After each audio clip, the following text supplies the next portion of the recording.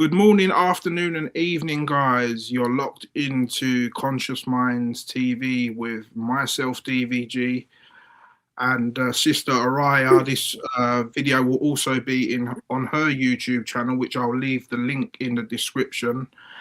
And yeah, basically, I commented on one of Sister Araya's posts about calendars and when the new year should start. And Sister Araya said, "Oh, why don't we just do a video about it?" So here we are. So thanks for joining me, Sister. So what is it really you wanted to pinpoint in this video? Well, what I wanted to pinpoint is a few things. It doesn't have to take long. Obviously, our calendar as it exists, is completely ridiculous. Though it is based on the solar calendar, which yes, I believe that there are 12 months, solar months, of course, and they should all have not exactly the same days, because some sun signs take longer, some shorter, depending where you are in the world, to go through that sign. But for me, which is I think what you picked up on as well, was when it comes to the solar calendar, the first day of the year, it's nothing to do with the 1st of April, like people say. It's nothing to do with that either. It has to do when the when the sun comes into Aries. That is the true start of spring, when the sun enters Aries. And it can be any time between, I guess, the 19th, well, probably more like the 20th of March, maybe up to the 23rd of March. It would depend on what year. And then it could enter at any time of the day. It could be at 1 o'clock in the morning. It could be at 10 o'clock at night. It's completely different every year. So I've already looked just at March, and there will be 31 days for the sun in Aries this year. But the only thing is, I've got a computer, obviously, but I like to have hard copies as well. So I have a hard copy of an ephemeris, which is from the year 2000 to 2050. And it actually says... Just before you go on, can you explain to people what an ephemeris is, just so they know what it is? Oh, yeah. So an ephemeris is a book that gives you the position of the main planets, or rather like bodies in the sky that we use, the 7 luminaries plus Pluto, Uranus, and Neptune, and also the moon's node, and also the eclipses, and the exact time and day that like Mars would come from one sign to the next, and so on and so forth. So so very briefly before we go into it, which I thought was a bit strange. So if I look at the planet ingress, which means it tells you when some planets start changing signs that month. Yeah. So there are 5 planets changing signs that month at different time, that month, and so on. So obviously at the moment we're just looking at the sun, because we're looking at when the sun enters Aries in March. Yeah. So it says it will enter Aries this year at 14:47 GMT, of course, which is 2:47 in the afternoon, London GMT time, on the 20th. But when you look at the ephemeris yourself, and when you look at March, the month of March, it actually puts, you see the little sign of Aries on the 21st for some reason, even though really it starts on the 20th, Yeah.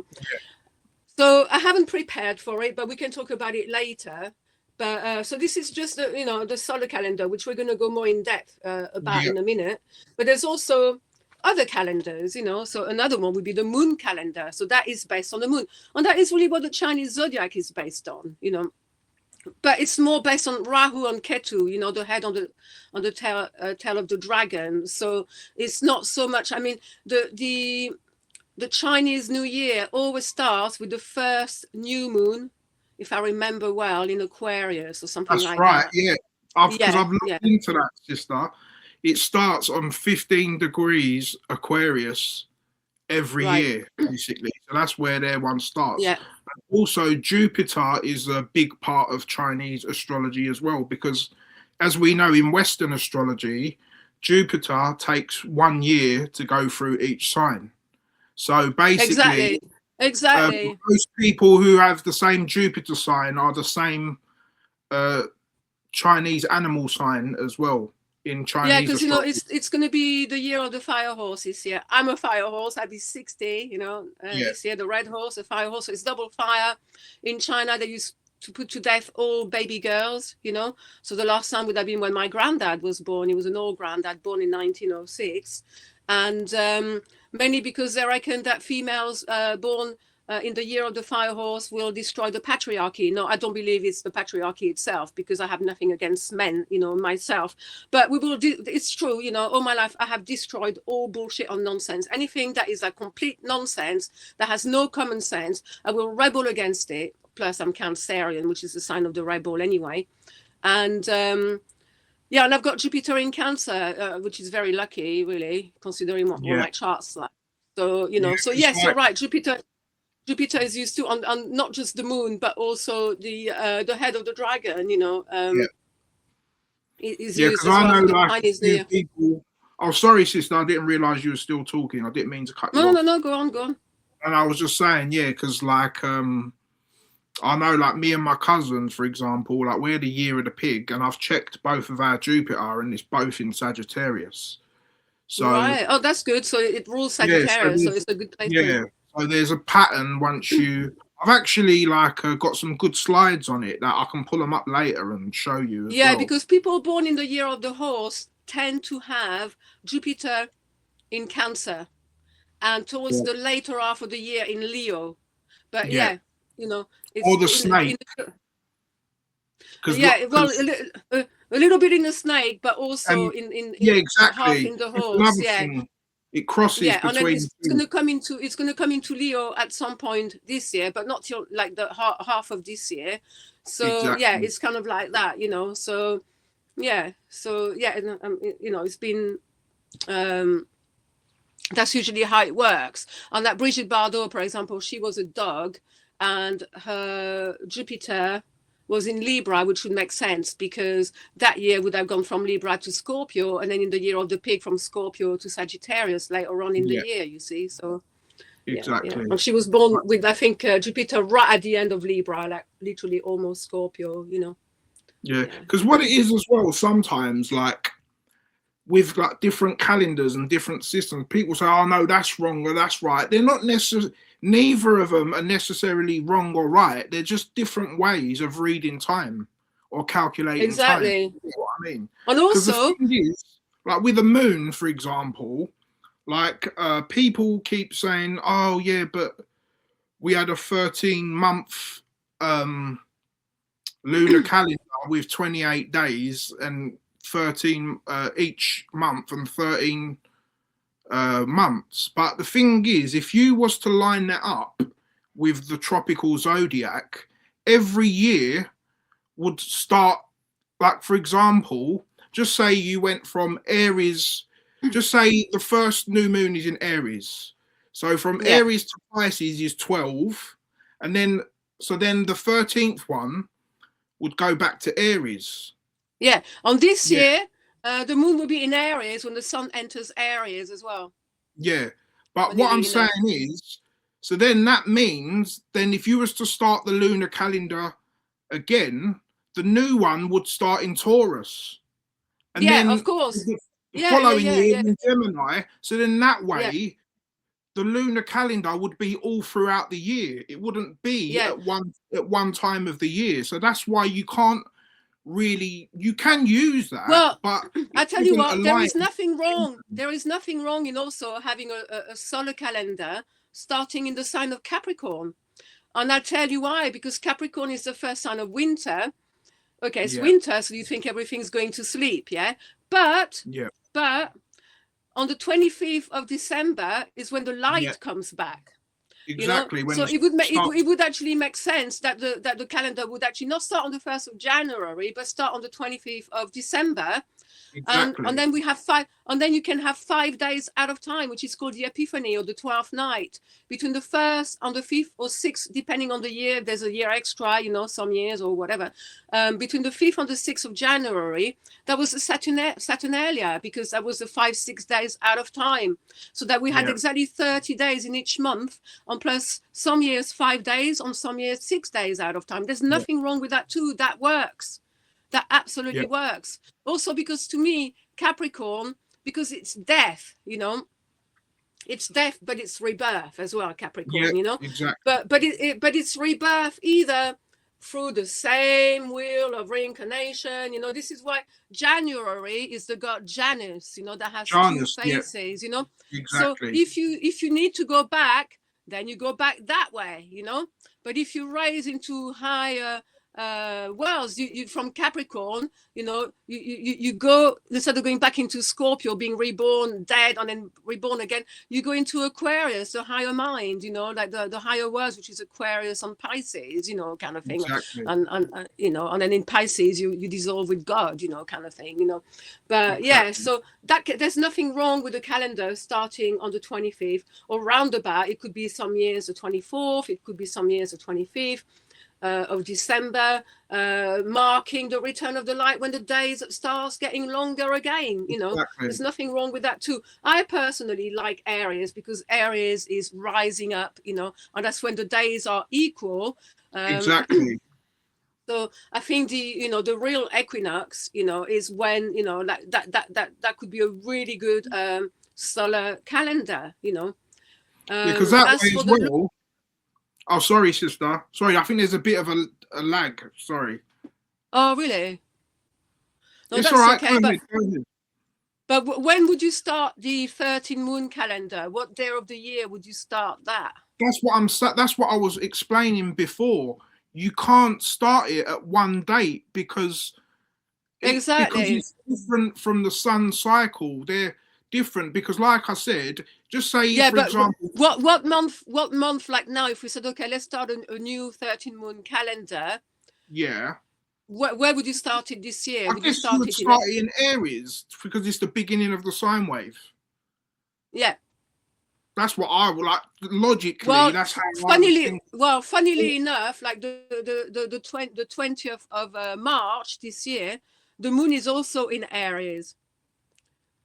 So the lunar calendar could start exactly then this year, you know, like when the moon is in Aries. So next year you're saying it should start when the moon is in Taurus? Yeah, because that would be 13 months. Because in exactly. that way it would be a bit like what that would be would almost be like the Chinese system where each year has an animal. So the lunar year of Aries starts with Aries, ends with Aries. The lunar year of Taurus starts with Taurus, ends with Taurus. So you could do that, but the thing is, it just won't align seasonally. That's the difference. Yeah, that's the only thing. But you know, the Chinese zodiac doesn't really align seasonally either. You know. Yeah. And then I don't know if you've looked into the 13 moon calendar from Jose Arguelles. You know, like that. He did something called the 13. I used to have his whole wheel on how it all worked, but it does have 13 signs, which are not connected to anything that we know really. You know, like for example, I think I was. Because they use a lot of different things to that system, not just the moon and all that. So in that system, I was a white resonant mirror. Right. But anyway, I've never really gone into, I mean, I tried to go into it, but I didn't find anything that grabbed me really in it. I mean, it was fun, you know, like it was fun. It was something new, you know, but it doesn't really grab me. It doesn't really make that much sense and again, like, let's talk about what people think when people say there's a 13th sign, you know, in the zodiac. Well, people have got news for you. There are hundreds of signs. There are hundreds of stars. There's 88 for people. We just use 12 because those we only use 12 because those 12 are the nearest constellations to where we are, and they have more influence than any others. So, you know, we could use 14, we could use 15, we could use 13, but we use 12 because those 12 have an affinity with some of the signs when the sun goes into those signs. So we only use 12, which makes absolutely perfect sense. I mean, why don't we use the sign of Monoceros? Why don't we use Bootes? Why don't we use Hydra? Why don't we use Draco? You know, like we could use those. We just don't because it's completely irrelevant for astrology. You know, it's not. Yeah, because obviously the 12 signs is based on the ecliptic, which is the path of the sun. Yes, So the path's yes. going through those 12 Through the ecliptic, and there are constellations. 12 signs in the ecliptic, not 13, not for, all the other signs are beyond, and, there's hundreds and hundreds of stars. I mean, like thousands, I don't know, like it's just, Yeah. it's crazy that people like get stuck onto that 13th sign, Yeah. I But don't know why. also, But they don't even know sister, anything about astrology. yeah, exactly. But also, sister, what people don't realize is that the tropical zodiac is not actually based on the constellations. It's not. It's based on the ecliptic, which is Yes. the path of the sun. Now, I've got a board. I'll show you here. Oh, fantastic. So, like for example, Yes. it's based Yes, yes. on this cycle split Yeah, into 12, and each different section has a different frequency or a different tone, which is exactly. represented by an archetype. In this case, the first sign is Aries. It's represented by Aries The first sign of the sine wave. exactly. Exactly. It's the first. Aries is the first sign of the sine wave. Exactly. Sine wave, sun signs, signs, sine, SINE or SIGN. It's the same thing, Yeah. But also, what people got to realize is, for example, like tropically, like now, when the sun enters Aries, like on the 21st of March, physically in the sky, the sun is not actually in the constellation of Aries, it's in Pisces, because we're in the age of Pisces, because there's something called precession of the equinoxes, that's a different subject. But completely. what I'm saying to you is that the tropical system does not rely on the constellations. It relies on the sun's position on its journey. And every 30 degrees, of course. every 30 degrees, every one of these sections has a different frequency, which is a different sign, basically. Yeah. So, so for example, in so many thousand years' time, at the spring equinox, you're gonna have Scorpio rising, like sidereally in the sky, but it's still going to be Aries tropically, because that's when the sine wave starts. That's the spring. That's the bang. Hence, it's Mars. Marching into spring. March. There's Ra in March. Scorpio and Aries are ruled by Mars. March. It's the same thing. And it's not an exact date. As I say, some years it might be on the 20th of March, sometimes the 21st. I think even up to the 23rd some years, It completely varies, so it's never exactly the same.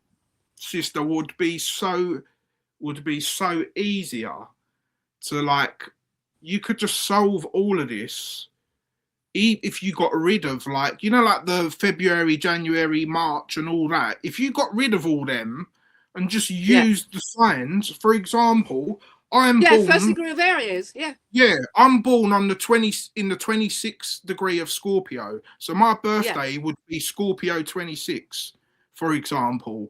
And then if you're born on, so do you know what degree of Cancer you're born in? 3 degrees. Yeah, so you would be the 3rd of Cancer, for example, because it would just be so much easier, because it's just a fixed exactly system. It's not moving. Exactly. So instead of calling the 20th of March, it would be called 1 Aries. Exactly. It would be so easy. It would be just. That's all we need to do, and it will be different every year. Some signs will last a little bit longer, some will be a little bit shorter, but that's just the way it is, sister. But people would everybody would have a birthday. Literally everybody would have a birthday. I think that it's not possible not to have a birthday. Exactly. And also, sister, I've lost my train of thought. What was we talking about just now? Oh yeah, the calendar. About the degrees. I've remembered. It's come back. So basically, people might say, oh yeah, but there's 364 or 5 days in a year, but there's only 360 degrees. But again, that's when you need to understand the solstices, because the sun is at the solstice of Capricorn for 3 days and at the solstice of Cancer for 2 days. So they're the 5 days that make up the extra 5 days. And Exactly. also, So what that means is somebody who's born around that time, like for 2 days, it will be in the same degree. So yeah, everybody will have a birthday. Everybody will have a birthday. That's what I'm saying. exactly. Because, for example, 1 year it will be at 29 degrees on the 20th, on the 21st. For 2 days, it will be at that degree. Yeah, So everybody will always have a bloody yeah. Because birthday. I actually It checked will not. this on an astrological site, because I checked it for this year at the end of Sagittarius, and I was just going forward one day each day to see what degree was. And at the end of Sagittarius, there was 2 days that was on the same degree. It was 29 degrees Sagittarius for 2 days running. So Yeah. and then I checked There it for you go. Cancer, and it was the same as well. In a particular point of Cancer, it stayed on the same degree for a couple of days. So again, it's Yeah. just understanding these little intricacies will help you understand the Yeah. tropical calendar or the tropical So system. it's very easy, because some years there will be, either 229 or 129 on 130 degrees, which is usually, we say 30 degrees is 0 degrees of the next Yeah, sign. But what we could do is 29 on 30. Everybody gets a birthday. And then the yeah, year that is only one at 29, there's a 29 degrees, there's no 30 degrees, it becomes 0 degrees of Capricorn. yeah, You know what I mean? So everybody would always have a birthday. yeah. It I would mean, be I so think, easy. yeah, it is really easy. I just think, like, if we all used the astrological system Yeah. as just a calendar, it would just Yeah. make so much more sense, and it would just be so much more easier. And it would, because the thing is with the astrological calendar, like all calendars are man-made, obviously, because people change it. You had the Julian calendar, then you had the Gregorian calendar, which jumped 10 days, so the alignment of the sun can be more precise. You've got an Islamic, there's so many different calendars, but what's so good about the tropical calendar is that it's nature's calendar. So Of that course. way, it's not, no one can really make it up, because it's just what's actually happening. Do you get what I Yeah, mean? exactly. So, Yeah. like, soon as the sun hits the equator, bang, first day of Aries, balance, that's when the new Yeah. year starts. And it's so simple, but I guess I So, don't know, so like, simple. all these different calendars that have been added in, and an extra day, and then a leap year to I've always wanted to 20. make a new calendar. I've always wanted to make a new calendar, and it's always been, for me, it was always based, definitely on the first day of Aries. Yeah, And same. like you say, the degrees, it becomes not like, we forget that this year it's not the 20th of March anymore. It's Yeah, 1 degree, it's 0 degrees of Aries yeah, is on the 20th of March. And then we started like that, 0 to 29 degrees. On any years where there's 2 days with 29 degrees, or like 220, whatever, well, yeah. there's 2 days at that degrees. That's it. That's It's it. not Yeah, fucking exactly. rocket science. Yeah, Yeah, that's yeah, what I yeah. mean. It would be so much easier, and it would align seasonally, and everything will just be the same. Do you get what I mean? But like, Exactly. Yeah, yeah, yeah. and also like, yeah, a lunar calendar is, like we've noticed, 13 months. But then you've Yeah. also got, there's two lunar calendars, because the Muslims, they use a lunar calendar, but their lunar That's right. calendar Yeah. is 29.5 days of 12, which Yes. is 355 days a year. So their new year starts 10 days back every year. So, for example, just say this year it started on the 20th of September, then next year it will be on the 10th of September, and it goes back each year. Do you get what I'm Yeah. saying? That's why people have got to study the luminaries' cycles and how long they take, and then you've got to understand how they fit together or they don't fit together to create a calendar. There's nothing wrong with using a lunar calendar, but it's just it won't align seasonally. Ultimately, yeah, if you was to use the only other way you could do it was if you made 13 signs of 28 degrees, but that don't make sense because 13 doesn't divide equally into 360. So no, you it can't. doesn't. It really doesn't. So I mean, there are 13 moons. That's why it's called months. There is a Yeah, solar year. We separated into 12, yeah, 12 sine waves. yeah, And then there is a 13 moon calendar, which has its place as well. But for the sake of simplicity on everyday living, the exactly, solar calendar is the easiest to use because exactly. you can still incorporate the moon, within it. It's Yeah, completely exactly. irrelevant. I mean, personally, I think using an astrological calendar, like we said, and then with the moon calendar, just every year would have a different theme. So you'd have, like I Yeah, said, the Aries, it would just go through each one yeah, until it got back to the start again, Because, yeah, yeah, it's just that, yeah, like I said, the sun cycle is different to the moon cycle. So they're not always going to line up. Because, for yeah, example, the Jewish calendar, in every 19 years, 7 of those years will have 13 months. So, and the yeah, reason why they've done that is so that the it can line up to the equinoxes and the solstices. So it's roughly around those time. It's around that time all the time. One second, yeah. I'm just going to share my screen and show you something if that's okay. Are you on a laptop or a phone? I'm actually on the laptop. Yeah, Okay, I'm yeah. just going to share And my I, screen. And I One must say, minute. I really like the Chinese zodiac as well. I Yeah, really do love the Chinese zodiac. It makes yeah. perfect sense to me. I am definitely a fire horse. There is no doubt about it. I have all the traits, more than anything else. Can you see my screen? Am I I'm sharing about. my screen? Oops.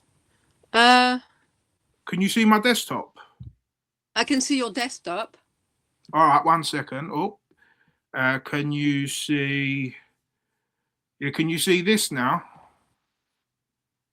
Yeah, the Jewish calendar, a lunar solar Yeah, system, incorporates the 13th month in 7 out of every 19 years to stay synchronized with the solar yeah, seasons.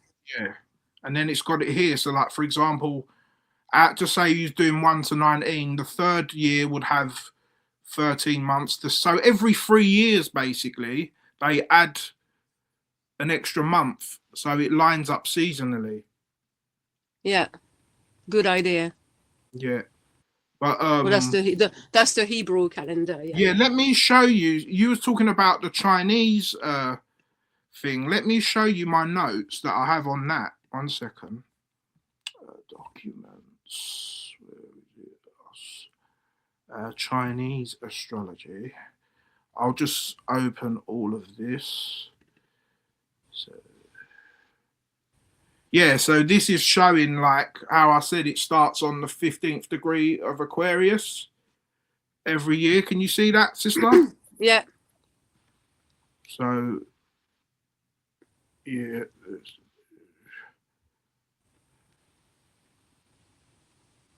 yeah, and also yeah, it kind of syncretizes the signs with like the tropical zodiac. But you'll see, where is it? Is it the next one? Yeah. So for example, um yeah, like you got the fire ones in their system. So it's Scorpio and Aries, which fire is Mars, Yeah. Yeah. for example. And then there's you I'll on the show you side the one here. I did. I'll show you the one I did. I did mine slightly differently. Yeah. So yeah, So for this is example, really cool. the horse actually corresponds to Sagittarius, which is fire. Yeah. The goat corresponds, and then sometimes they swap. So like Gemini is the rat because Gemini is the most clever sign of the zodiac. So is the rat, and it's air. And then I've done it myself. Unfortunately, I can't put it out because I can't remember where I've put Yeah, it now. But yeah, I've done the Chinese zodiac as well, corresponding with the Western signs and all of that. I've done that somewhere as well. yeah. But Yeah, I that would have to put them it out. slides I got from a video, a woman who she explained it really well. It was a long time ago, and I thought, you know what, I'm going to screenshot all these slides and I'll go through them in my own time. I did at the time, which was about like 2 years ago, but I haven't looked back at it like for a long time, you know. Yeah, So yeah, but yeah. once I you mean, go through, mine looks a little bit different. It's very similar. yeah, Like all the fire signs corresponds to fire, you know. yeah, But it's very different. Like the horse doesn't go on Leo; it goes on Sagittarius. The opposite of Sagittarius, Gemini, is the rat, which is opposite the horse in the Chinese yeah, zodiac anyway. So yeah, everything corresponds exactly like you know, like it's meant to. So yeah, I exactly. really love the Chinese zodiac as well. I really do. I find it fascinating, you know. I mean, like I said, it's good to learn and be open to all of them, really, because they're all just different systems of interpreting time or reading time. Like, for Yeah, example, one thing I find about a lot of people who are into like Vedic astrology, they were always like, when I tell them when I tell them I'm into tropic, I mainly like use tropical astrology. They're like, oh, it's wrong because the signs don't align with where the sun is at the time. But again, that's just due to their lack of understanding that the tropical system exactly. is based I have on. never liked Vedic astrology. I have never I liked mean, it. again, I mean, that's you know, more lunar based. The Vedic it's more lunar, astrology. lunar based, but it's not tropical. And the thing is, I became an astrologer. Okay, so my mom was into astrology and all of that. It didn't mean too much to me at the time. And then when I came to London, I was 17, and I wasn't very good at maths, you know, and there was no computers, you know, back in the day. So, oh my God, when I look at the maths, I was like, oh my head just went like, oh my fucking God, I'll never be able to do it, you know. And then by the time I think I was 19 and a half, you know, 19, 20, I thought, right, I've got to crack the code. And I was very lucky. I found a little book in a shop in London called Mysteries in Covent Garden, and it looked like it was made for a child, you know. It said like it had like different key phrases for all the signs. So Aries was me, myself, and I, you know, and Yeah, all of that. It was really funny, you know. Anyway, I looked in it and I looked at the mathematics on how to calculate the chart, and it was so well explained, you know, that I thought, okay, I'll get that. And of course, the first thing I did was my chart, you know, and but my mom always told me that I was Taurus rising, you know, not because she did the Vedic one, because obviously Taurus is the sign before Gemini, but because, well, at first I thought, oh my God, I've made a mistake because my mom said I was Taurus rising. I did it again, Gemini again. I did it again, Gemini again. And I thought, what is going on here? Like, why am I finding Gemini? And I'm so bad at maths. And why would my mom would never make a mistake in mathematics? I knew ah, it was not possible, you know. So then I realized that the she year I was was using born in Vedic. France. No, she wasn't. No. Oh, What happened was, you know, it took me a while to realize because I was at the end of the day, I realized I did it actually properly, but she had assumed that the year I was born, there was no hour forward. The year I was born in France, she thought there was an hour forward, and there wasn't. So what she right. did, Okay. so she took an hour off my birth. So by taking an hour off my birth, because she assumed there was an hour forward, so to her, an hour like I was born at 14 degrees Gemini rising, but if you take an hour off that, it makes Yeah, me like because 28 degrees of exactly. Taurus rising or something. So it was a genuine mistake. It wasn't a mathematical. But the point is that when I read the chart, you know, with the Taurus, I was like, yeah. And then when I read it with Gemini rising, I was like, oh my fucking God, like this is me, you know. And when I had my Vedic chart done, it was the same thing. It was like it makes me Taurus rising. It makes, you know, and that is absolutely not me. I mean, you know, I've got Mercury in my third house. I mean, and I've come down, you know, like I mean, I used to speak so fast as a child that literally no one, and I mean, no one could understand me, and that is why my mom decided to put me me in drama school, because after ballet I was like, oh yeah, let's do drama school. Well, tough luck, because when she put me in drama school, I didn't have the right to speak for a whole year. At drama school we're doing mime, so so we're, 4-hour class once a week. So by the time I'd get home, I would be even more chatty because I hadn't spoken for 4 hours, So, I realized my chart was absolutely me with the Gemini rising, on that my Mercury is definitely in my third house in Cancer, but it's definitely in my third house, Yeah. And I'm so fiery. It's not just a fire horse, I do have Mars, Sun, and Jupiter, the 3 fire planets in my first house, so... And I knew that was me. About the 14 degrees, because obviously it's 15 degrees per hour. So that makes total sense, what you said. Yeah, and also I think, I can't remember, but with the Vedic astrology, I can't remember. I think I had because I've got Venus at 28 of Taurus, but I think, there were similarities, but by sign, none of it was me. Absolutely none of it was me. And even by rising sign, all of it, I was like, none of it made sense, And so, I've always just done tropical astrology. That's the only one that's ever made any sense to me, Yeah. Now, of course, in astrology, you have different house systems, so which one do you use? I mean, I use the one that pretty much everyone uses, which is the Placidus system. Yeah. I have found that, the Campanus could work as well. Like with me, it wouldn't make too much difference if I use the Campanus. But then, when I use on somebody else, it doesn't make any sense anymore. When I've used the equal system, some of it makes sense, but then there's a couple of them that don't make so much sense. So I always stick to the Placidus, because with the Placidus, everything makes sense with me. Yeah, because Placidus is based on, like, for example, when you look at a chart and some houses are bigger than others. Yeah. That's because obviously each house represents 2 hours, but it's just, it spent longer. It was quicker. The houses that are big, the sun done a quicker arc in those 2 hours. Basically, it's all 2 hours, but it's just based on the sun's arc and how much piece of sky it traveled in that 2 hours. Yes, and it makes sense to me because my first house, I'm 14 Gemini, and that goes until like literally 10 Cancer. Yeah. And then after that, my second house is very small, like 10 Cancer to like 27 Cancer. And then after that, 28 Cancer to like 10 Leo. So yes, I mean, with the Placidus, depending where you live in the world, your houses are going to be shorter. Yeah, exactly. It's to do with the location. I checked this the other day, sister. I was checking, because I was checking the solstices, like the extra days. I said there was like the degrees, and then I noticed that the houses were really big on the rising and the setting, and then I changed it to Australia, and it went the opposite. So obviously, because it's further out. Of course, because like in the summer, the sun rises. So it's very easy in astrology. If people know their time of birth, they give me their time of birth.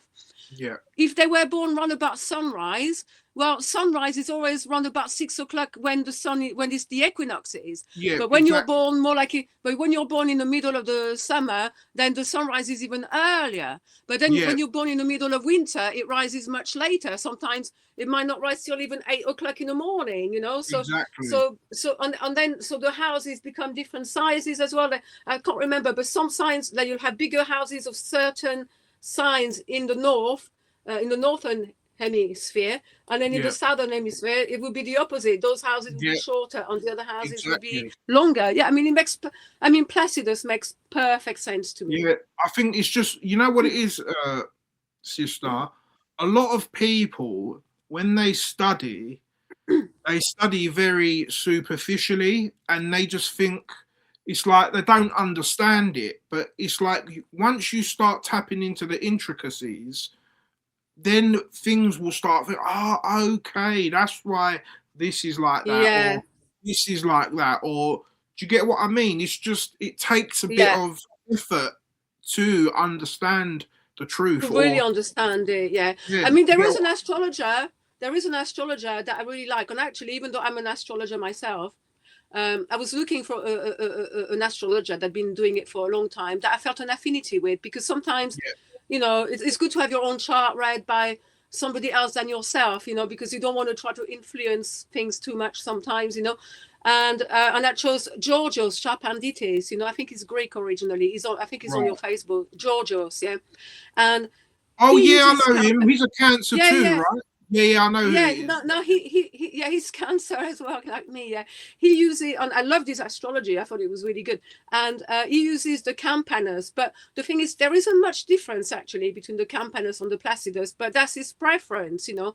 So because it's not much difference with the Placidus, I'm happy with that. I was happy to have my chart done by him, and he's got some really good insights. He's got like inside, you know, like he brings different flavors to the table, like we all do, you know. Like astrologically, I'm especially good at certain things. I'm really good at flowing, on going, yeah, this, that, the other, you know. I can obviously do all sorts of kind of, so I mean the charts I'm the best at doing are obviously the natal charts, the solar returns, the transits, you know. Some people are really good at other charts, like you know, there's so many types of charts, you know, that you can do. Like I mean, there's hundreds of different types. Have you ever heard? Like, what's that chart? There's I forget the name of it now. Where each for the hour. No, it's one. What is it called? It's basically where each one of your planets has its own chart. I forget what it's called, man. Oh yes.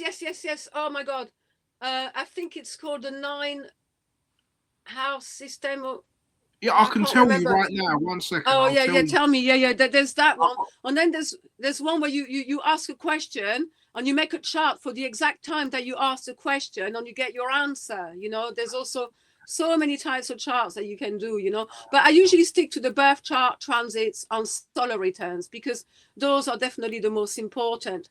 But Giorgio says it was very important to use the lunar system as well. He uses the lunar returns as well, and there is something in the lunar return as well. There is something quite special about the lunar returns as well, which is every month, I think, you know. I haven't dwelled into that much, to be honest, because I've got so much on my plate. Yeah, I remember the concept of how the other one works, but the name of it slips me. So the way it works there's the harmonic charts. I mean, there's so many charts. It's just like, the 9 persona chart. That's what it's called. The 9. I knew there was a number 9 in it. That's why I told you that it's called the 9 something. The 9 persona chart. Yes, I have looked at that. The concept of it is basically every time the sun transits one of your, when the sun transits one of your planets for the first time in your first year of birth, but it will pick that day, and then that planet will have a particular chart, and so then your planets also have like personalities, basically. So it's just getting like a bit deeper, but that was. And then there's the progressed charts as well, you know, like 1 day for a year. That's quite an important one as well, I think. I usually, to be honest, I really just do solar returns, natal, on transits. Those are the main ones, you know. But I mean, I can do others as well if I was told to. I'd like to get into the hour charts, you know, where you ask a question and then you make a chart exactly at the time that you asked the question for, what you're asking for as well, you know. Right. Yeah, I've not come across that one, but I mean, I had an astrologer do that for me, and that was years ago, and it was so exact, and she was so good, that astrologer, and everything she said, it was just incredible. She was like, something's going to come back to you on that date, and it did. It wasn't quite something I wanted to come back, but it did, you know. And it was. When you do it properly, those charts can be quite insightful as well. Like, you know, very insightful. Yeah. Yeah. I'm currently. I will look more into the 9 persona chart. I will look more into that. Yeah. I mean, in my transit chart, the sun's currently in Capricorn, which is my 6th house. Oh, okay. And then there's the Arabic lunar mansions as well, you know. Yeah. You know, there's all of that as well. Like, I think at the moment, and then there's I'm kind of like going through a very Saturnian period at the moment, I guess, to do with my age as well, like, you know, being 60 this year. It's your Saturn return. isn't it? But on my Saturn return, but that is going to last. It started about 5 years ago, and I've got another 10 years of it. I'm going for When a is very where's Saturnian. Saturn in your chart? My Saturn is in Pisces at Yeah, so you've 29.50. been going through your Saturn return, yeah. Yeah. Oh, The second one. Saturn's been going backwards and forwards so much in Yeah, Pisces exactly. that I've had three Saturn returns all in all. Yeah. Yeah, I know Yeah. what you No, it's mean. crazy. Yeah. I was born at 29.52 or something of Saturn in Pisces, not retrograde forward, Yeah. but yeah, I mean, it's just it's been quite insane, like but it's true, it's not been as bad as my first solar return, because I was so out of it during my first solar return. I took drugs just to kind of try and get the pain out, at the time, so Yeah. but this time I didn't do that, and and so it's been a little bit easier, but it's not been a ride in the park either. Yeah. Sister, was you That's for aware sure. of your first Saturn return at the time? Was you into astrology when it happened to you? Yes, Well, because I I became an wasn't. astrologer. Eh? Oh, you wasn't? Yeah, I I was wasn't. 20 years old Yeah.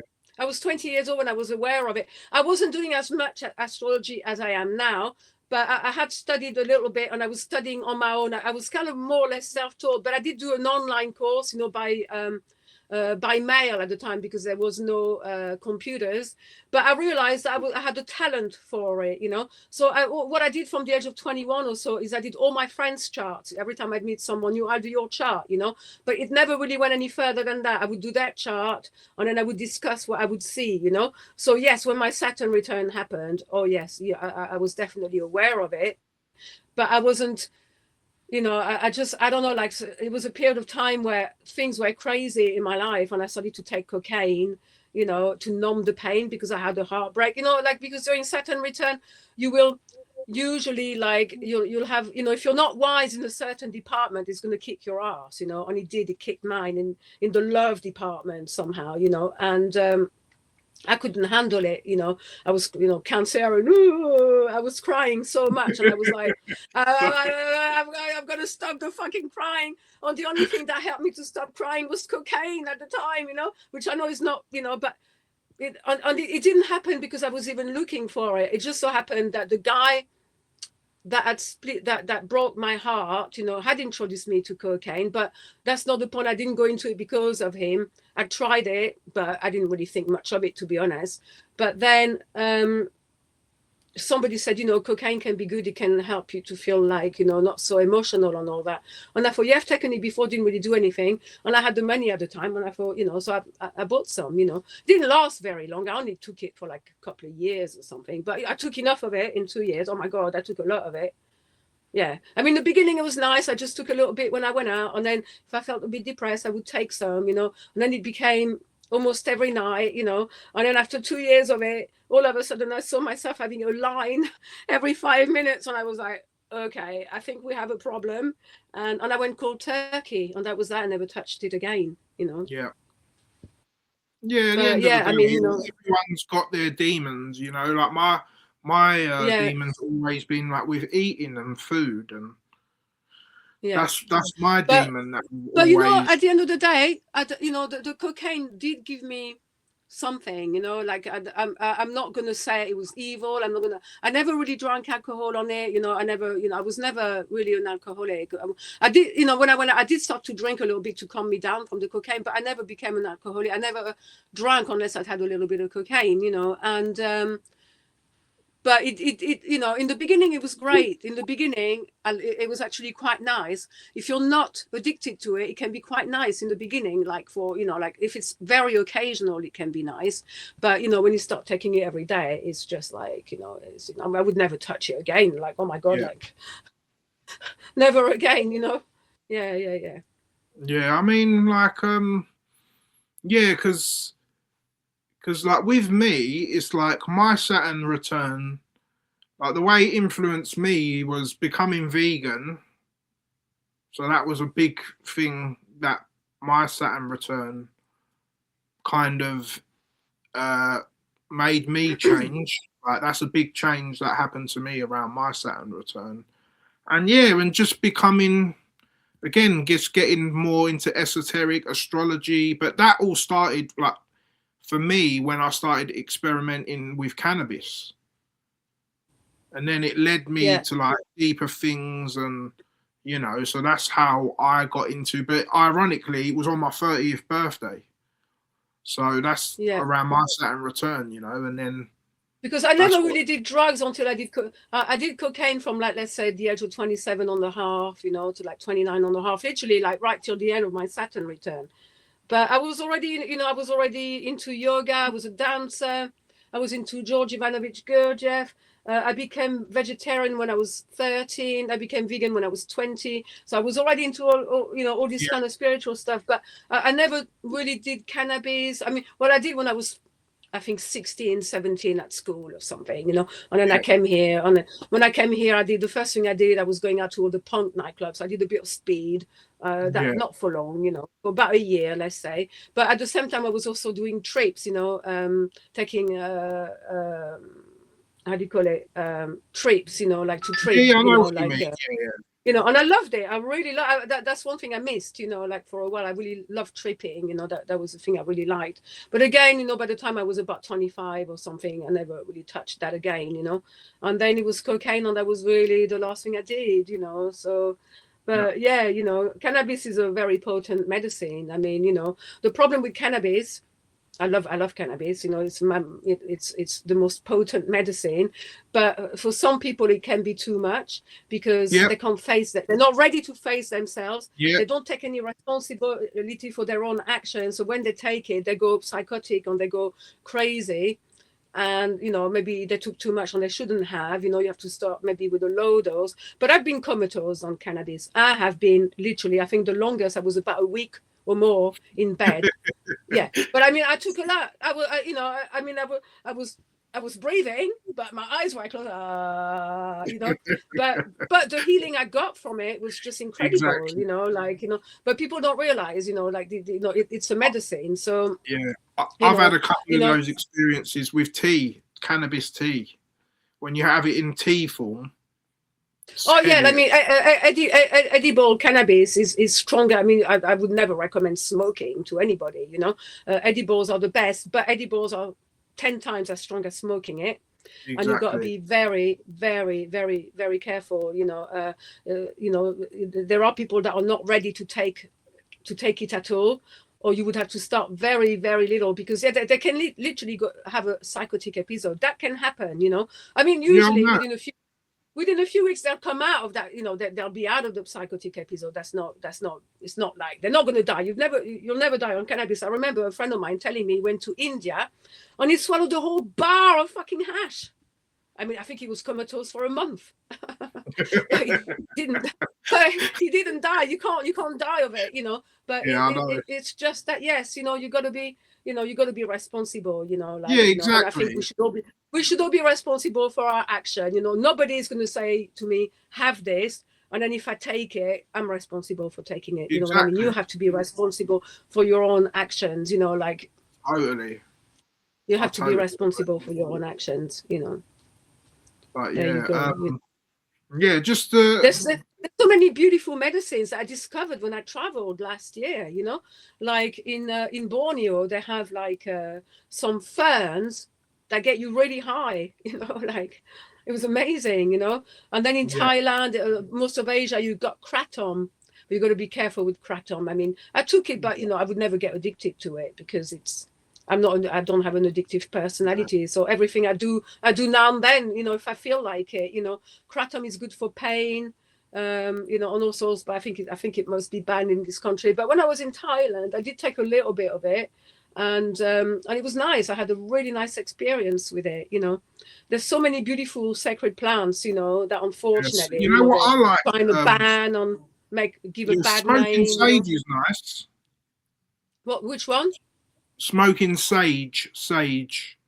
The plant sage. Yeah. I mean, I like to smudge my place with sage, you know.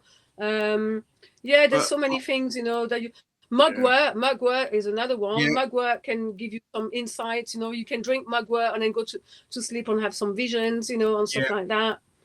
I remember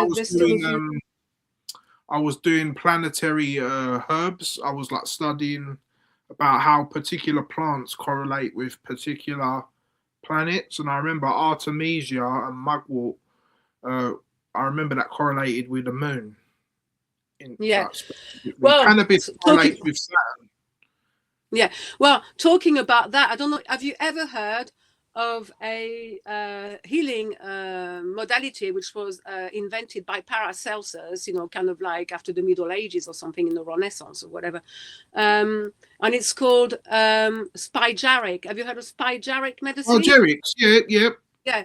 I mean, you know, this is one thing that at some point I would love to have the money to have my own little how do you call it, laboratory, you know, Yeah. and make my own spygeric medicine, you know, like, Yeah. but to make it really properly, because you can buy spygerics here, you know, but what they do, they started in alcohol, you know, like grain alcohol to start.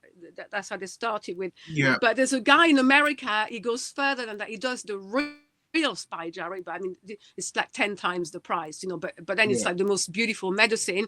But what he does, he actually makes the alcohol from the plant itself that is going to macerate in to make the original tincture out of it. So it doesn't just take a 90% alcohol. He actually let's say he's going to make Artemisia spygerics. He will make alcohol from Artemisia, then he will put Artemisia into the tincture made from Artemisia, and so it's quite a process, you know, because plants are very hard to turn into alcohol. It's really hard to turn. It's easy to turn fruit into alcohol or grain into alcohol, but to turn plants into alcohol is not easy. Really not easy. Yeah. I'll show you some of my stuff I have, sister. So this one is oregano oil. Yeah. I think that was no. My first one was rosemary. The first one I ever had was rosemary. Yeah, this one. I've got rosemary. Oh yeah. That's the one my ex-boyfriend gave me. He was an acupuncturist and herbalist, and he gave me a rosemary one. This one is wormwood. Yeah, that's a good one to have, yeah. For parasites. And then I got mullein for like your breathing. Yeah, but those are tinctures. They're not spygerics. Yeah, I know. I know. Yeah. And this one, cranberry. Yeah, I just thought I'd show you. I was kind of talking about it. Yeah. So it's not that easy to get spygerics in England. It's not as easy as in America. But there was a lady, unfortunately, I don't know if she still lives in Glastonbury, but there was a lady in Glastonbury that was making them. But the problem is, you know, even if you're not going to make the alcohol from the plant that you want to make the spygeric with, let's say you use a grain alcohol. Actually, I would say the best alcohol to use if you're not going to use any other, the plant itself as an alcohol, it's Calvados. You know, that's not a bad one to use. And then if you have the laboratory, you can always reduce and make the alcohol become like 70% alcohol, 80%, 90%. You could start with Calvados because at least that's made from apples. So at least it's made from fruit rather than grain. But it's a process that takes months because you have to macerate as a tincture. Then you have to dry the plant matter. Then you have to burn it like to a toast. And then you have to filter it. Then you reburn it. Then you refilter it. Then you reburn it. And then, you know, it takes about 4 to 6 months to make just one bottle of spygeric medicine. Yeah.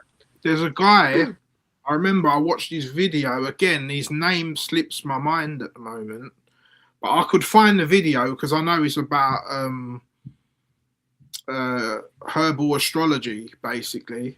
And he was a guy and he made like different spygerics for like different planets and stuff like that. Is he American? Yeah, he's an American guy, yeah. Yes, I know the one you mean. I can't remember his name, but yeah, I mean, he literally makes everything.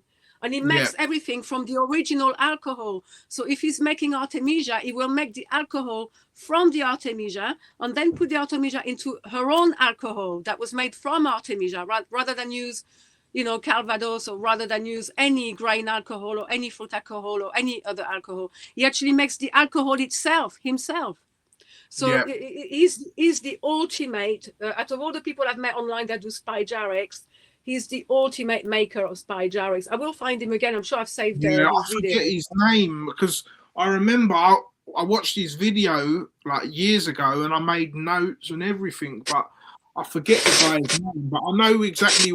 I can see him, and because I've watched loads of his videos, but I'm I sure I'll forget. find it for you. I'll send it to you. I'm sure I'll find it. Yeah, but like, yeah, that's something that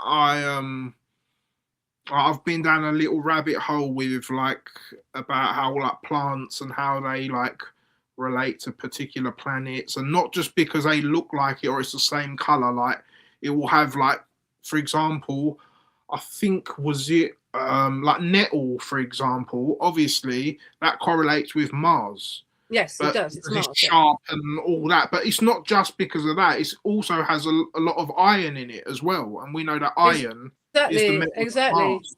So And also when you make your yeah, and when you make your spygyrix, you're also meant to collect the plant on the day that corresponds to the plant, at the hour that corresponds to the plant, when the moon is in the sign that corresponds to the plant. So that's what I mean. It is a process making spygyrix. It's a dedication that you, if you dedicate yourself to spygyrix, you literally cannot do anything else but spygyrix, because unless you're only going to do maybe 10 different types, if you're going to do more than 10 different types, it becomes a life's work. You can't, it's I mean, just I have looked impossible. into it.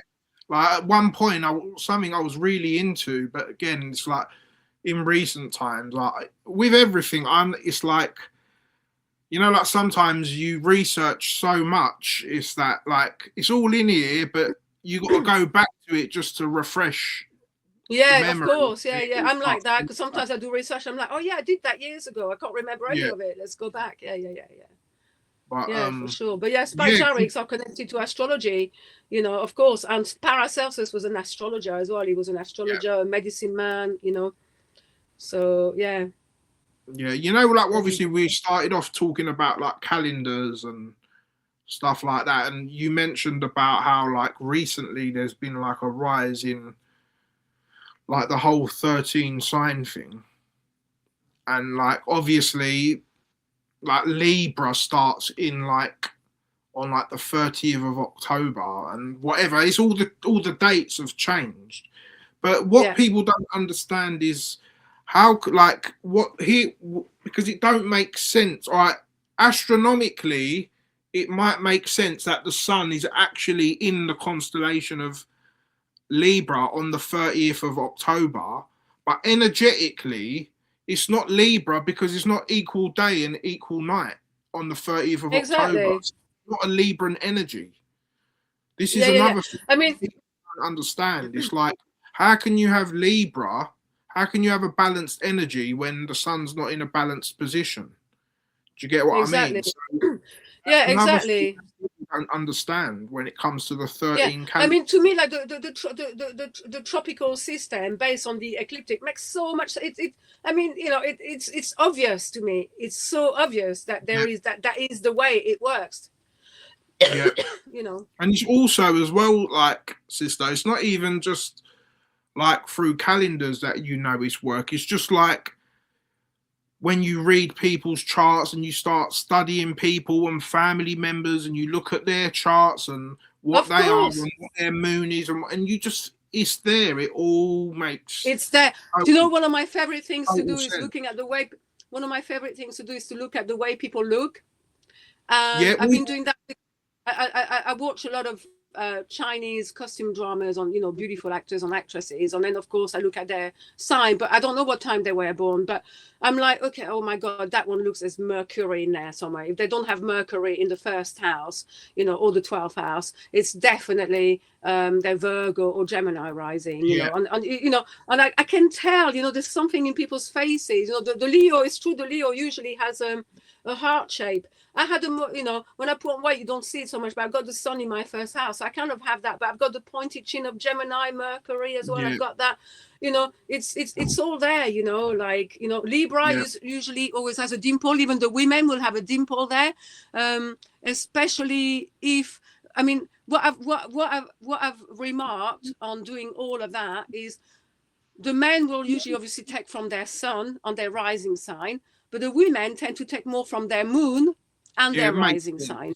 So Yeah. I've got my moon in Virgo and I'm Gemini rising. So I'm very mercurial, you know. But Yeah. then you look at my first house. In my first house, I've got Mars, Sun, Jupiter. So I take all of that physically, you know, as well. So, Yeah. you know, it can become a little bit, oh my God, this person looks like they could have this, that, the other.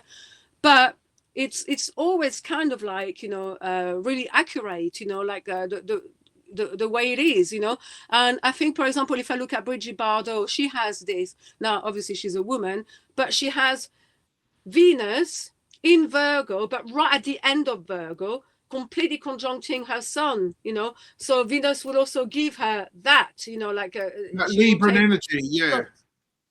very Libra. That's why she's got that little dimple, you know. She was Sagittarius rising, so you know you could tell she Yeah. had something. The mouth was so Sagittarius, it's very full lips, you know, like that Sagittarius, you know, tend to have, It's especially like the bottom lip.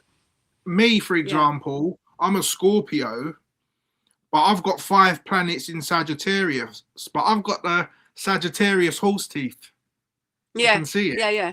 You know what I Yeah, well, mean? Bridget Bardot had the Sagittarius horse teeth as well. Yeah. But then Scorpio always has that kind of smile. I can tell all the Scorpio risings, or at least Mars, but it's more Scorpio usually, more than Aries or Mars in the first house.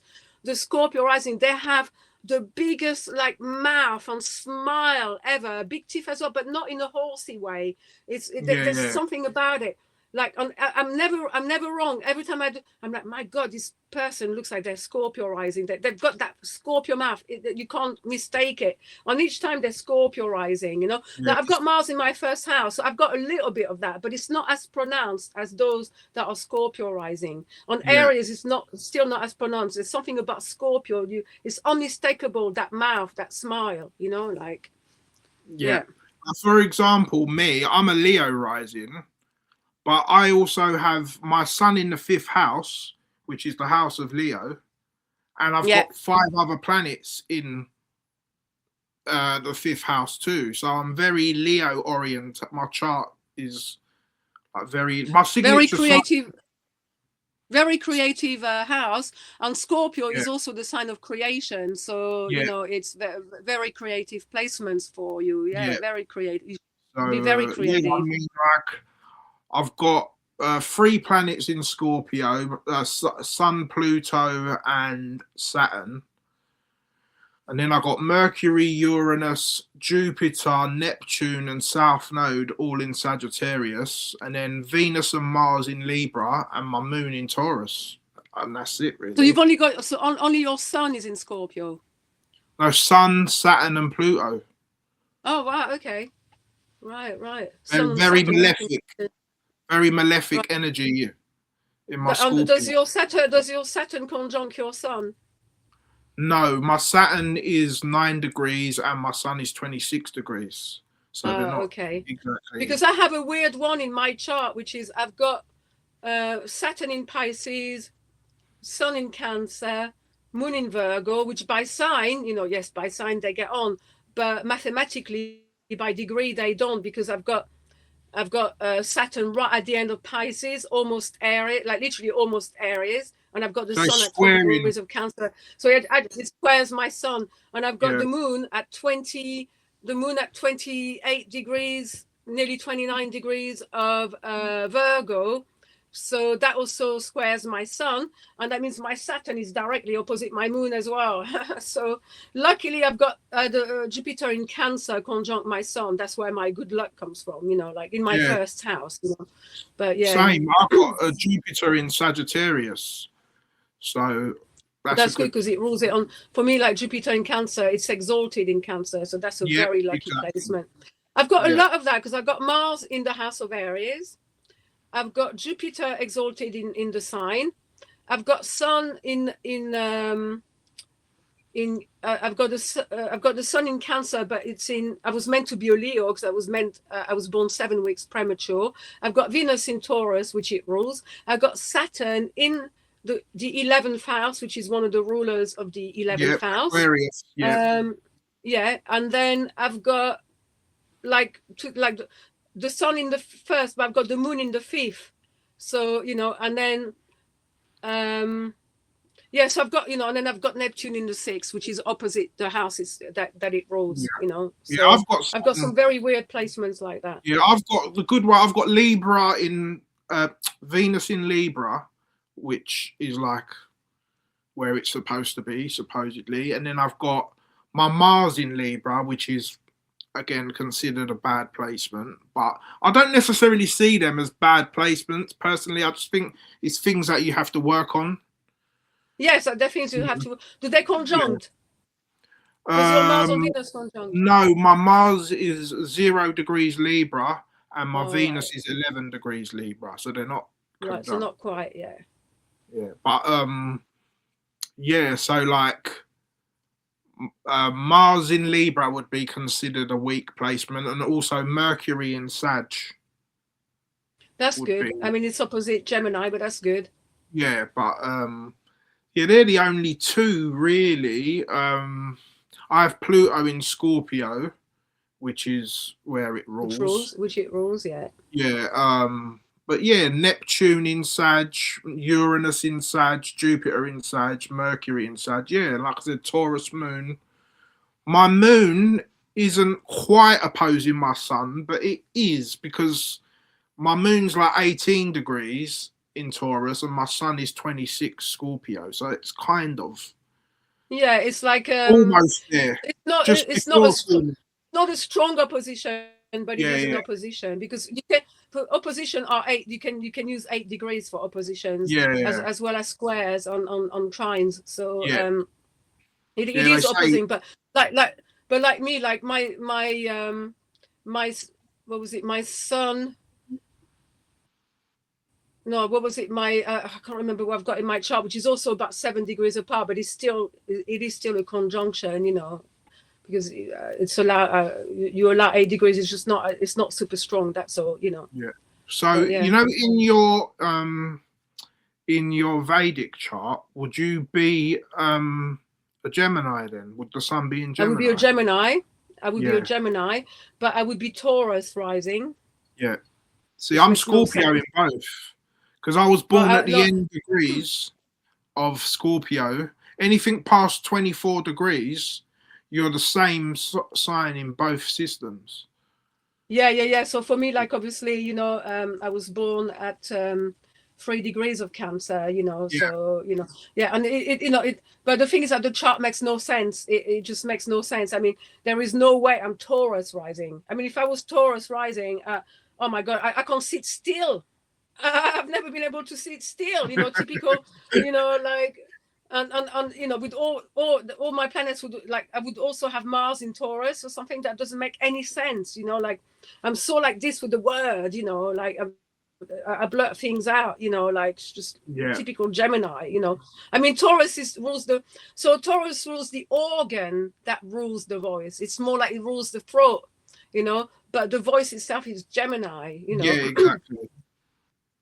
So, yeah. So and anyway, I know, after doing hundreds and hundreds, probably thousands of charts now, that using the Placidus system, tropical astrology has always worked for me.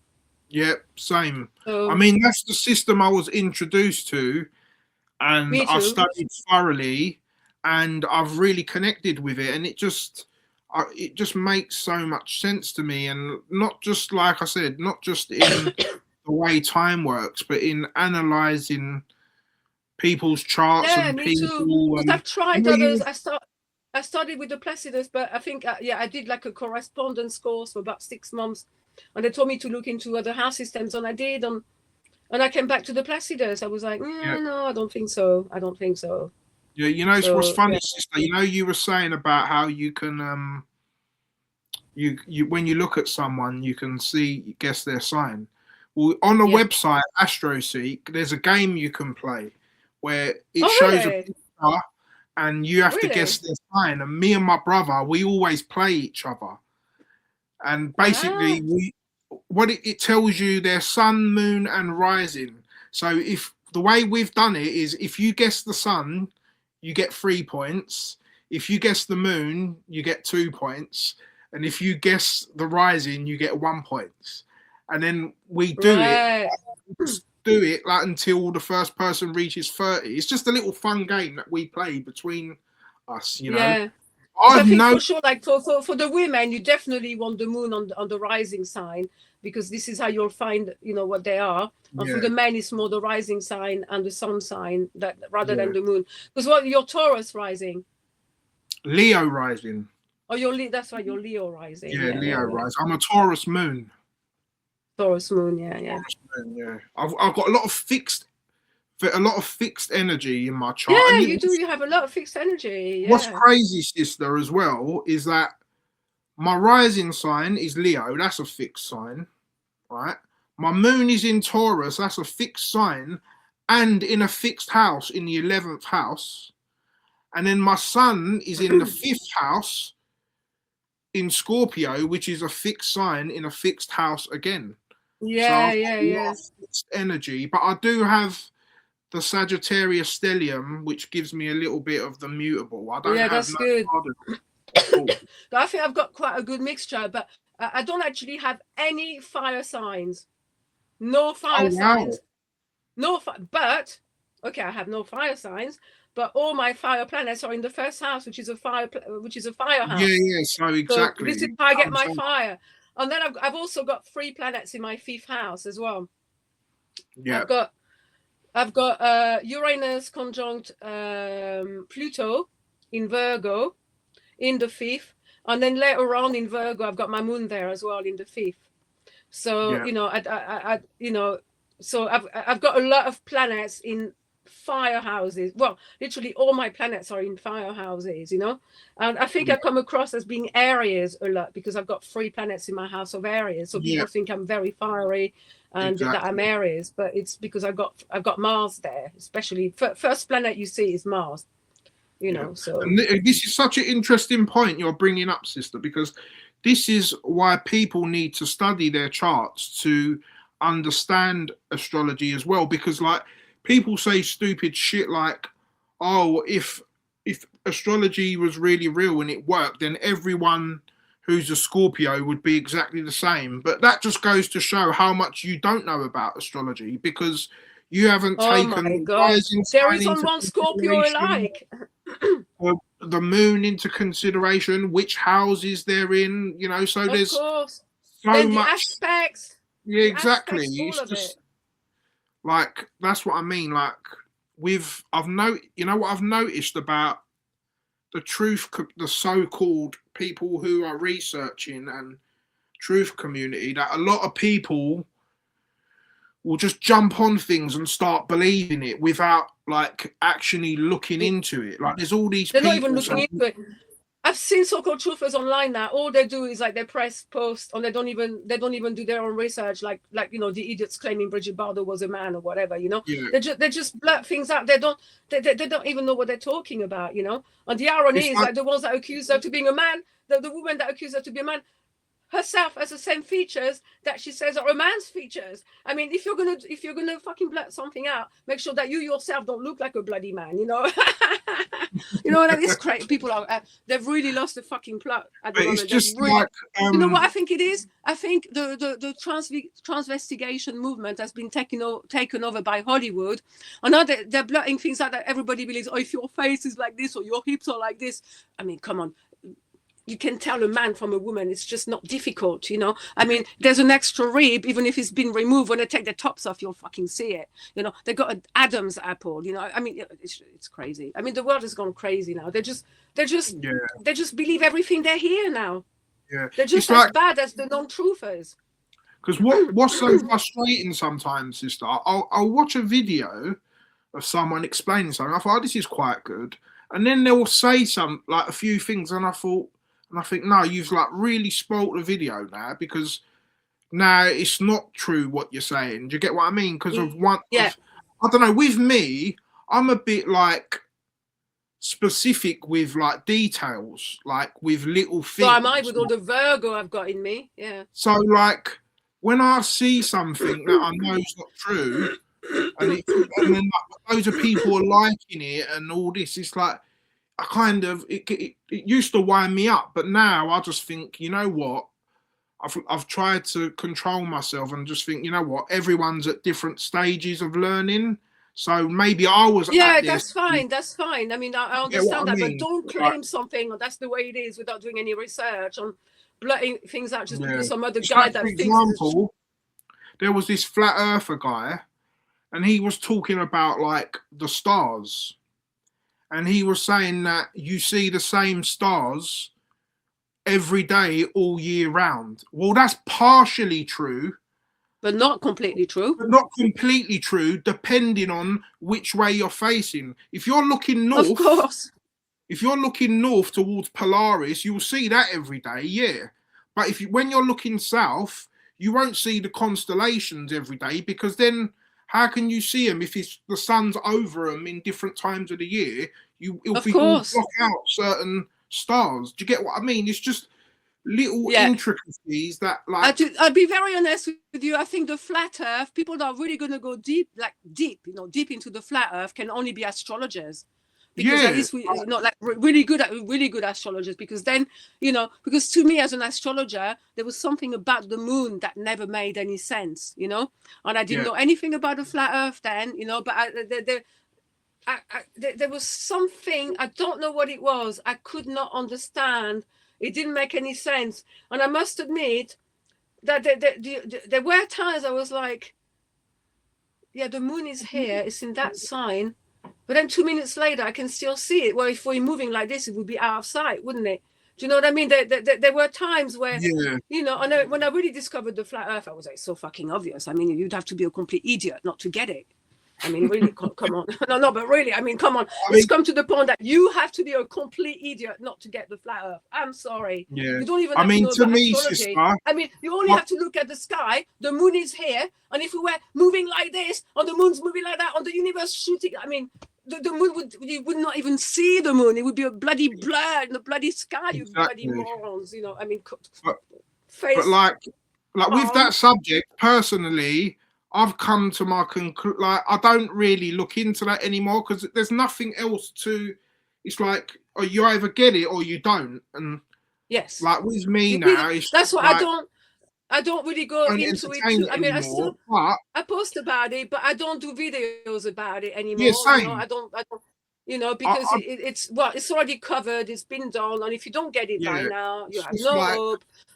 And that's now, unless you're going to do something really interesting, like I saw some people like that guy. I think it's going to be weird, but that guy Martin, when he did, and I thought that was really amazing when he put that flat earth thing together with with Mercury, which makes sense to me because Mercury is also Hermes, and Mercury is the hermaphrodite, it's both male and female, and he rules the little people that live in the center of the earth where Polaris is, Martin Kenny's, and then after that, the earth that we know, which is where our earth, which is slightly below theirs, which is a bit bigger but below theirs, then we are ruled by the sun on the we are ruled by the sun on the moon, which is Apollo and Diana, whatever you want to call it.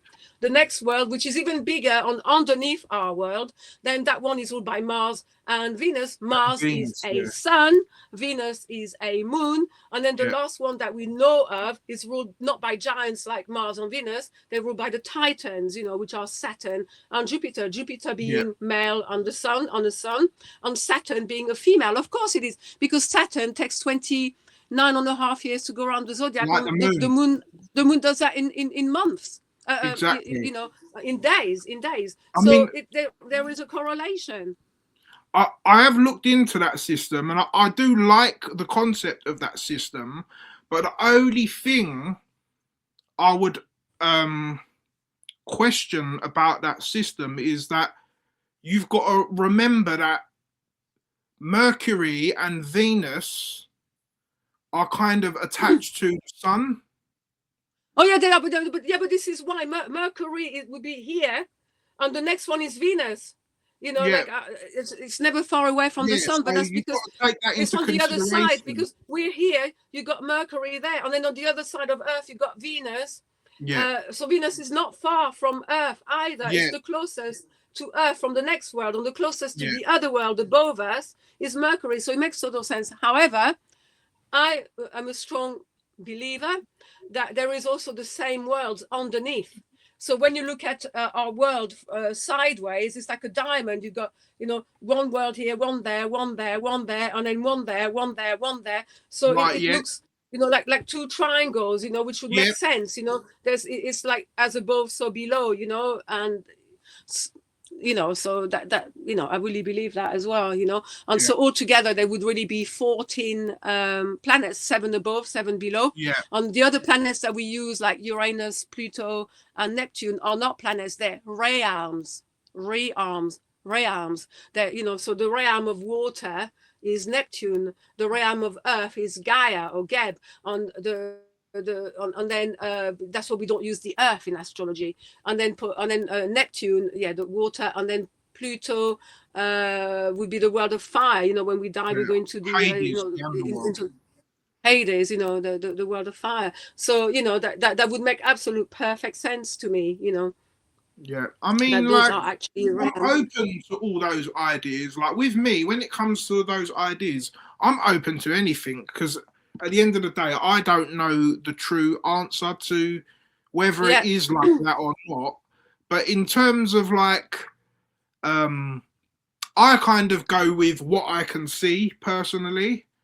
Like at the end of the me too. day, like, Yeah, me too. I'm the same. I can only, you know, I mean, this one makes perfect sense to me because if I'm here on Earth, on the next world up is Mercury's world. So Mercury is not that far because it's the next world there. But then the next world down from there, you got Mars on Venus. They're not that far away from Earth either, you know. yeah, So, and they're meant to be wandering stars. So they are inside the dome. To me, the dome is kind of like, it's not really physical. To me, the dome is more like a frequency kind of thing, you know.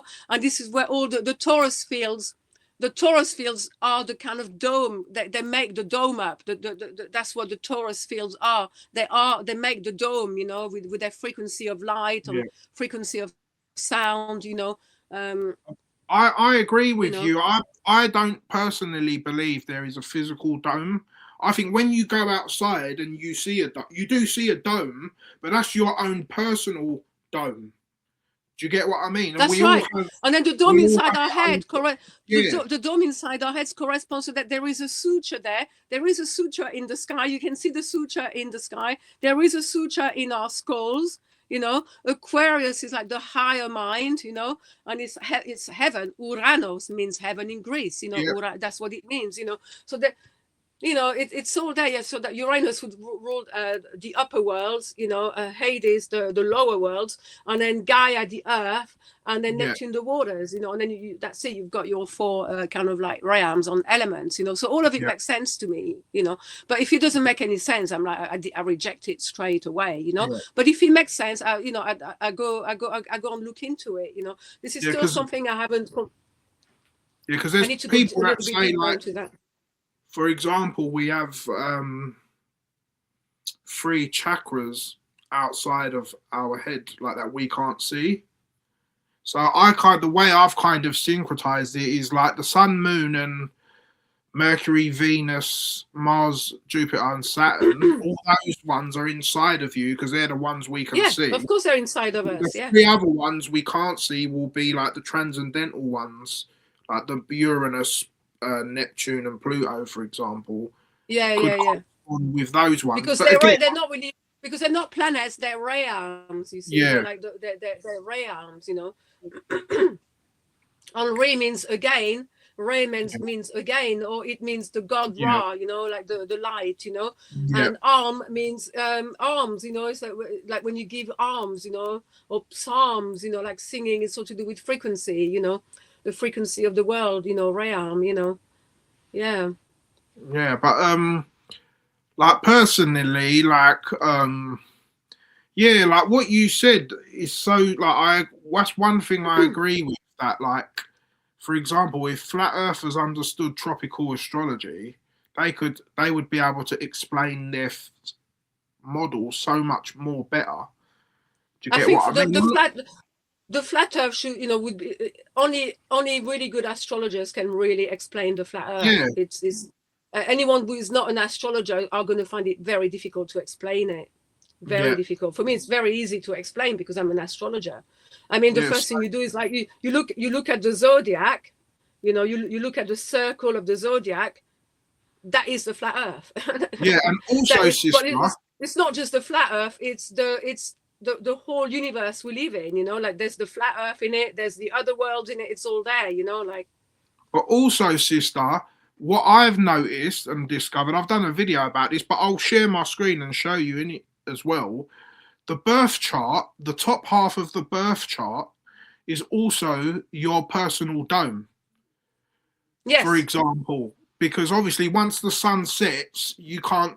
It's obviously they say it's not setting; it's moving away, but it appears to set and go underneath. And then, can I just share my screen to show you what I mean?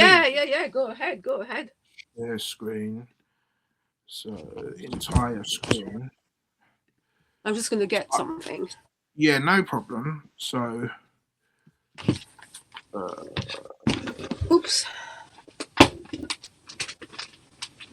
Right. So if I go bookmark.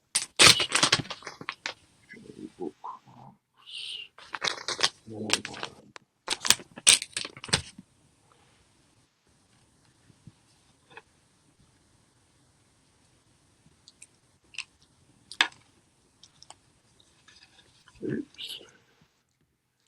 So can you see this? Mm-hmm. Yep. Right. So obviously you can change the latitude. Like, so let's just go to where we are, England. Let's go to 55 degrees north. So let's change the latitude. So let's go. Yeah. Okay. So for example, yeah. Let's take the dome off the actual. I think I've seen that before. Somebody do that. Was it you or? Yeah, I have done it before. No, that's not the one. 1 second. Dome grid. Oh, right. Here we go. So if I move this up. So like, for example, yeah, when we look out, this is how we see. So for example, where time, yeah. So look, so for example, so you can see the sun here, right? Oh, 1 sec. You see the sun on the here. Can you see my cursor? Yeah. So obviously, if I move the time, that would be the sun in the 12th house. 11th, yeah. For example. Yeah. And then this would be the 10th, 9th, yeah. 8th, 7th, and then obviously, but then if I change it, oh, 1 second. Yeah, so what I'm saying is, when we go outside and we see a person, when we have our own personal dome, that's also the top half of our chart. If that makes sense to you. Yeah, it does. Yeah, of course. Top half of your birth chart, but in 3D. Yeah. Of course, yeah, it makes complete sense. That's it. So yeah, it's so easy. Like, but obviously, what you was talking about, to me, it makes perfect sense because Earth, heart is an anagram of Earth. We are on the heart, and when we look up, it's the top. When we look down, it's the bottom. Yeah. And from where we are, we cannot. When we look up, that is the heavens. That is your dome. Yeah. The heavens. Where was I? So am I going to here? Yeah, you can look at it like that, or you can also look at it like this, which I've done it as like a birth chart. Yeah, of course. Can you see that? Yeah. And if you wanted to go further, I would say that the angles, angels, the zodiac, the zoo of animals, you know, on the ecliptic, fell to Earth, became incarnated, died there, and that's where we live, on the carcass of some, you know, like Draco, Hydra, you name it. You know, I don't know. There's something kind of weird about that. Yeah. But obviously, I mean, the Earth is littered with giants. Yeah. And obviously, not just giants. In Morocco, there's a dragon that's like 200 miles long. Wow. 200 miles long. Yeah. But obviously the MC, It's called Dragon Mountain. that you can, on this diagram, I was just going to say the MC obviously is different depending on your location. So, for example, the MC is when the sun is directly, when it's noon for you. Do you get what I mean? Yeah. So, like, for example, England's MC would be this IC line. Yeah. Here. And then depending on where you are in the earth, your MC will be different. But this is just like a quick diagram I've created for people to understand, how you can syncretize the flat earth with the birth chart. Yeah. But, I've got my MC in Aquarius. Mine is in Aries. Wow. The head. Yeah.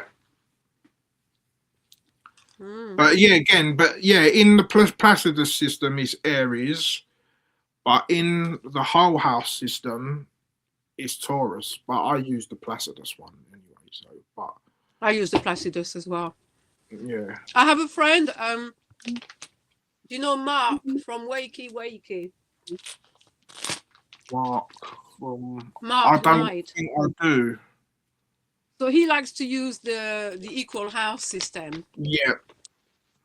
It's one of the few that I know, and to him it's because of the flat earth, but yeah, I just can't. I think it's got a certain value for certain, if you want to read certain things, but as a natal chart, no. It's more simplistic, like, basically, because from what I read when I did my research on like the different house systems, basically the way it was like a Greek thing where they just, whatever rising you had, they just made that your first house, and then the rest just.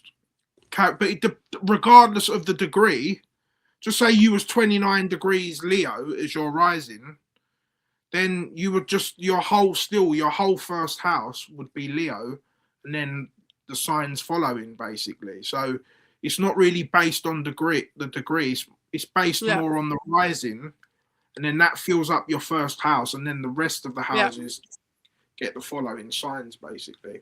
Because, like, for example, in the whole house system, my sun is in the 4th house and not the 5th house.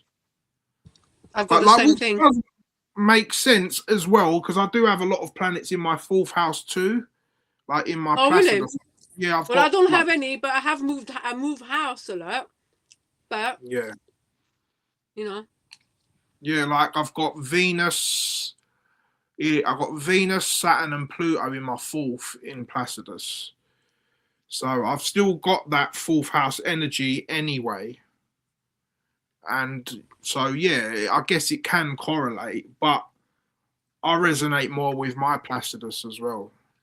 Yeah, me too, because with the Placidus, I got Uranus, Pluto, and Moon in the 5th, but they all come in my 4th under the equal house system.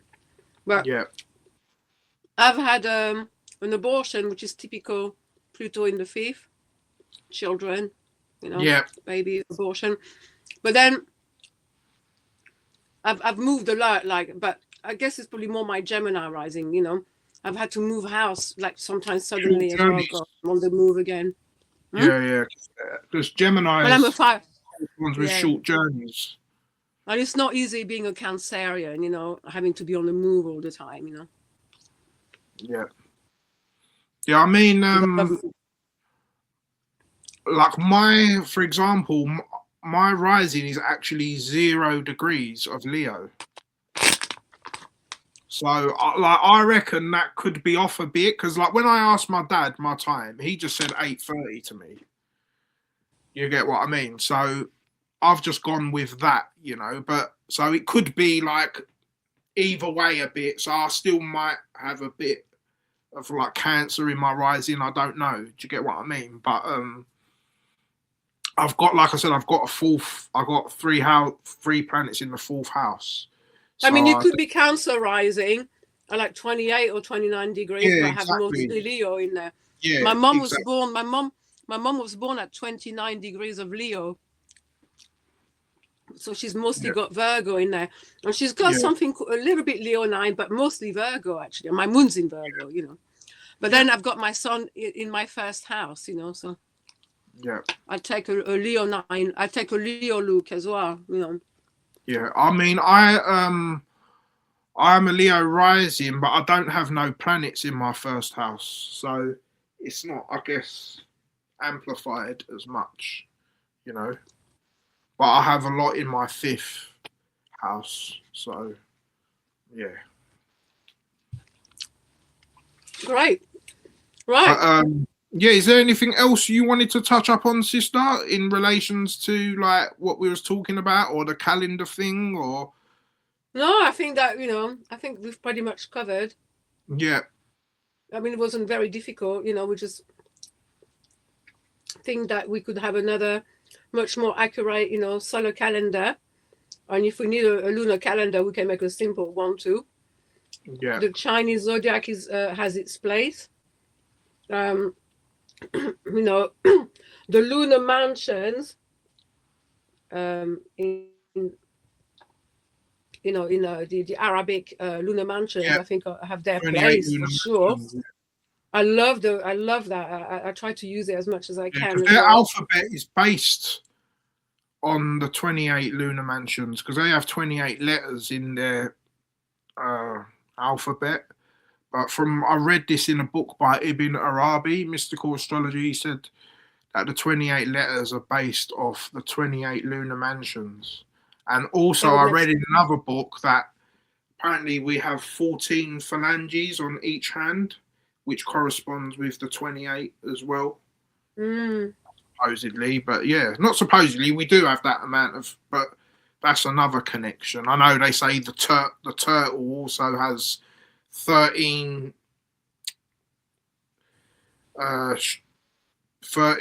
the middle and 28 around the edge of its shell, which corresponds with the whole moon thing. But another thing I forgot to mention, sister, is that although we don't use a lunar calendar, the moon is still the moon is still encoded within the year, because the year is 52 weeks.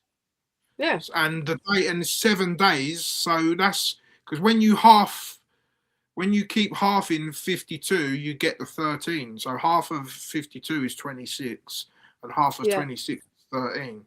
And also the moon transits 13 degrees per day as well. So the number 13 connects a lot with that. That is all correct. Yeah. But I don't know about but the way you look, I can see the Scorpio in you, you know. There's something quite Martian about you, you know. Like I used to know this actor, you know, called Terence Stamp. Now he was Cancerian with Libra rising. Yeah. I don't think he had anything in Libra. I don't remember, but there was something quite Libran about him. But he had Mars conjunct his Sun. Right. So he had a very Martian kind of, like, especially from the profile, you know, you could really see the Martian thing going on, you know. So yeah, like can you send me a link to the place where you go and look at people's faces and you have to guess their I can, once I'll send that to you once we're done. Yeah. Cool. But yeah, thanks for tuning in, guys, and I hope you enjoyed this talk and you found it useful. Any questions, just leave it in the comments and we can try and reply to you. But until next time, peace out, guys, and we'll catch you soon. Yeah. Peace. Thanks, Mehmet. Nice to see you. No problem. Right, I've stopped recording now.